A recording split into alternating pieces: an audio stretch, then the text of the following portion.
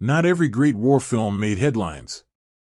These 10 were quietly released, often overlooked, but built on truth, restraint, and historical detail. If you haven't seen them, you should. Some of the most honest war films are the ones no one talks about. Stalingrad, 1993. Stalingrad follows a German platoon through the collapse of the Eastern Front. It begins with order and morale that doesn't last. By the second half, survival has overtaken strategy. There's no triumph, just frostbite, starvation, and exhaustion rendered without commentary. Uniforms, locations, and military detail are historically grounded. The shift from discipline to desperation is handled with clarity, not melodrama. Violence is sudden and poorly lit, like it likely was. Director Joseph Wilson keeps everything close and cold. Sound design is spare. Dialogue gets quieter as the film goes on. Stalingrad doesn't ask for sympathy. It shows consequences, both moral and physical. Overlooked outside Germany, but among the most realistic portrayals of a fighting force breaking apart under pressure. Hamburger Hill, 1987. A veteran once said Hamburger Hill was the closest a movie ever came to what it actually felt like. Released in 1987, the film covers the 10-day assault on Hill 937 in Vietnam's Asha Valley. Unlike its more stylized peers, it focuses on the grind, rain, mud, miscommunication, and mounting casualties. The objective was unclear. The cost wasn't. Combat is filmed tight and chaotic. Dialogue reflects the frustration of soldiers caught between bad orders and worse terrain. There's no myth-making here, just men trying to survive a mission that made little sense even then. Direction from John Irvin stays close to the ground, literally and emotionally. Sound design favors reality over atmosphere. Hamburger Hill doesn't offer big speeches or closure. It offers memory. Still underseen, but among the most honest films ever made about Vietnam. A Midnight Clear, 1992. A Midnight Clear follows a small American reconnaissance unit stationed in the Ardennes just before the Battle of the Bulge. They make contact with a German group looking to surrender, but the situation is unstable and communication is fragile. There's no major firefight. Instead, the focus is on mistrust, stress, and the emotional toll of war. When no clear enemy is visible, everything feels contained and deliberate. Uniforms, procedures, and behavior are grounded in military detail. Direction from Keith Gordon is restrained.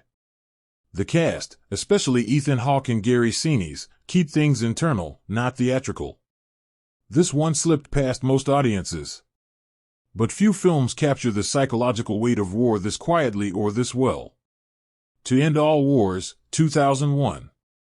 Not all war films are about the fight. To End All Wars is about what comes after.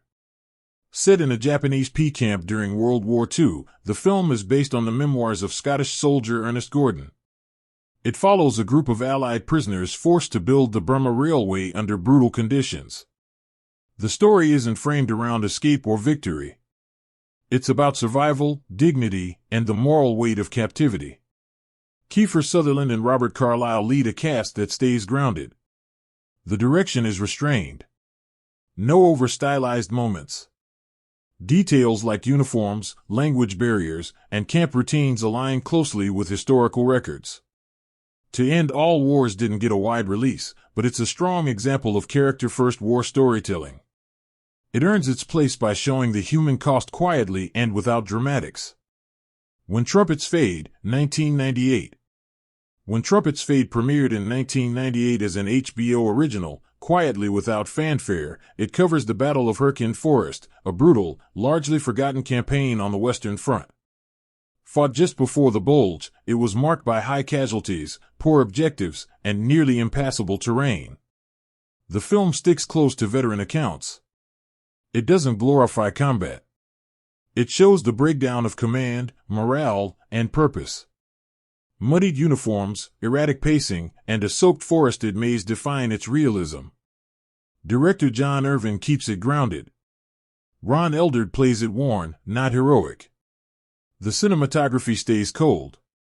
The music stays quiet. It's unassuming yet essential. When trumpets fade, remembers the cost without decoration. The Battle of Britain, 1969. The Battle of Britain used real Spitfires, Hurricanes, and Messers flying, not staged. Set during the 1940 campaign, the film tracks the RAF's defense of British airspace against the German Luftwaffe. It focuses on tactics, pressure, and attrition, deliberately avoiding hero-centric storytelling. Combat sequences rely on real aircraft in formation flying, not models or effects. Director Guy Hamilton keeps the narrative restrained. Dialogue is direct. There's no dramatic build-up, just the operational rhythm of war. The sound mix emphasizes engines and air, not score. Cinematography is wide, functional, and unobtrusive. The Battle of Britain stands apart for its technical fidelity and lack of embellishment. An air war film that respects the facts and trusts them to carry the story. Gettysburg, 1993. Gettysburg ran over 4 hours. This 1993 film covers the 3-day battle with surprising focus. It doesn't rush through history or pad it with drama. Much of the dialogue is adapted directly from letters, journals, and historical records. Movements, decisions, and terrain are all handled with care. The pacing reflects the reality of 19th century warfare. Slow, tense, and often uncertain. Ronald Maxwell directs with patience. Nothing feels staged. Jeff Daniels delivers one of the most grounded performances in any war film, measured and completely human. Cinematography sticks close to the line formations and landscapes without stylizing them.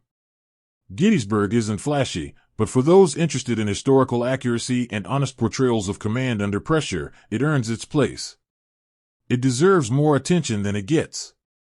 The Cruel Sea, 1953. The Cruel Sea was written by someone who actually served in the war, and it shows. This 1953 film looks at the Battle of the Atlantic from the British side, focusing on convoy escort duty and the slow, grinding reality of naval warfare.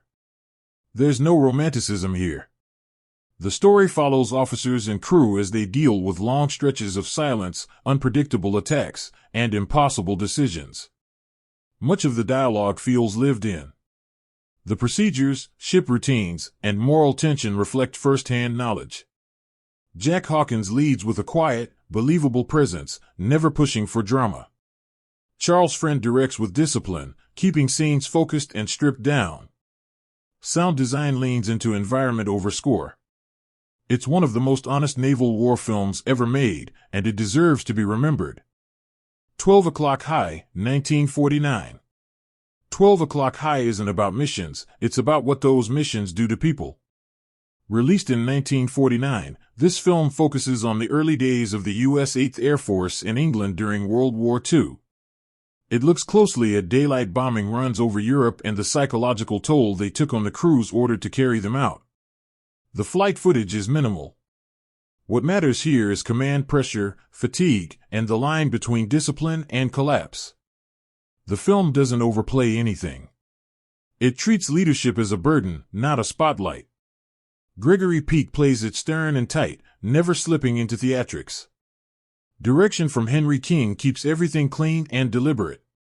12 O'Clock High may look dated, but in terms of subject, structure, and restraint, it's one of the smartest war films ever made. It deserves more eyes on it. A Walk in the Sun, 1945. A Walk in the Sun spends more time marching than shooting. And that's the point. This 1945 film follows an American platoon during a single mission in the Italian campaign. There's no dramatic build-up or heroic climax. Just soldiers moving forward, tired, cautious, and trying to make sense of what's ahead.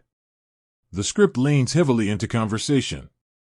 It captures how men pass time, question orders, and think through fear. It's not about action. It's about atmosphere and process. The military details feel right. Weapons, formations, and pacing match the reports and tempo of that campaign. Direction from Louis Milestone keeps things steady. Sound design is sparse. Voiceover narration carries rhythm without over-explaining. A walk in the sun doesn't ask for attention, but it earns it quietly and with precision. No speeches, no glory, just men moving through mud and snow until there's nothing left to move.